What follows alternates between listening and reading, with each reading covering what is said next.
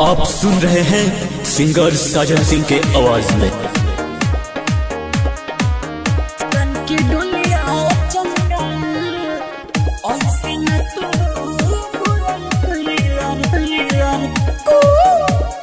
हाँ हाँ का होई रुपिया हो, का होई सब धनवा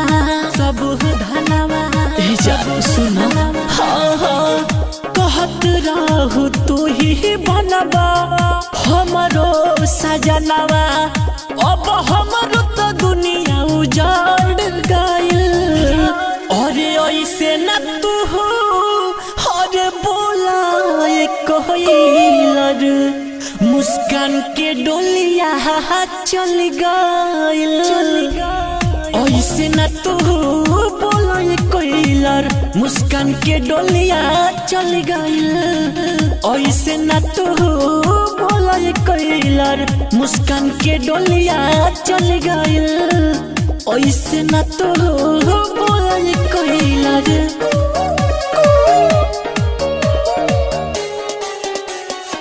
मुस्कान के डोलिया चल गइल।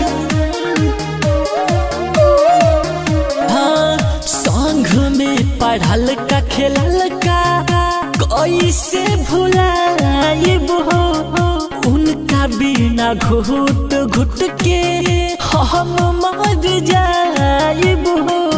साथ जिए मारे के खैले रही क्रिया हो, अब उनका नइखे हमारा कहनी को फिक्रिया। सब सोचल सपना उजाड़ गइल। अरे ऐसे न तू हो अरे बोला कहलर, मुस्कान के डोलिया चल गइल। ऐसे न तू बोला कहलर, मुस्कान के डोलिया चल गइल। ऐसे न तू बोला कहलर, ऐसे न तू मुस्कान के डोलिया चल गइल। हाँ साजन सिंह के छोड़ के पियावा सहने चल जाइबू हो। सच कहिए जानू तू बहरिया गयाइबू हो। रहतिया में सुहतिला तो निहदियो नया वेला हो।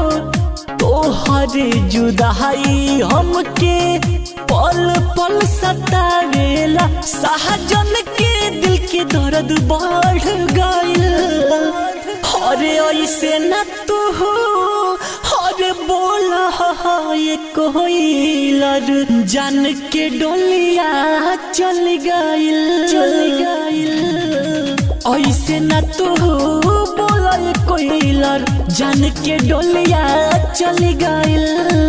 ऐसे न तू बोला कहलर, का होई रुपिया हो, का होई सब धनवा जान सुनो। हाँ हाँ कहत रहू तू ही बनबा हमरो सजनवा, अब हमरो तो दुनिया उजाड़ गइल। अरे ऐसे न तू हो अरे बोला कहलर, मुस्कान के डोलिया चल गइल।